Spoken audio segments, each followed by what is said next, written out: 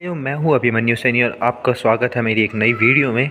भाई इस वीडियो में आपको बताने वाला हूँ कि भाई जो ये मेरी स्कूटी है ना, इसको मैं बहुत चलाता हूँ और ये चल गई अराउंड 35,000 किलोमीटर भाई। ठीक है, तो भाई इसमें ना पता है दिक्कत क्या रही है, इसका मैंने अगला टायर चेंज नहीं करा रखा अभी।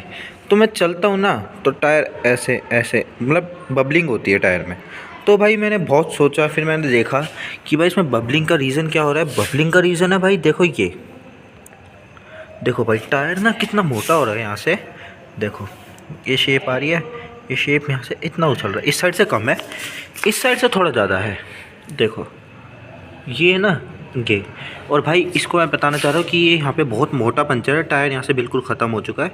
तो इसके अंदर मैंने ये ट्यूबलेस टायर होते हैं भाई इसके अंदर, लेकिन मैंने इसके अंदर ट्यूब डलवा रखी है। ट्यूब इसलिए डलवा के देखो यहाँ से, तो इसमें ट्यूब डली हुई है और ये ज़्यादा ही ब्लिप कर रहा है यहाँ से, तो अपना टायर चेंज कराना पड़ेगा मेरे को।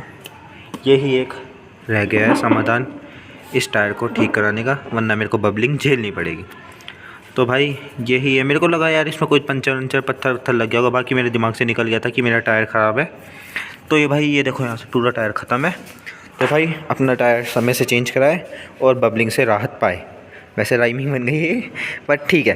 तो भाई आज के वीडियो में सिर्फ इतना था, स्मॉल सी वीडियो थी। तो भाई अपने टायर को हमेशा टाइम टू टाइम अपडेट कराते रहे और उसको रिपेयर कराते रहे। Thank you so much for watching, bye.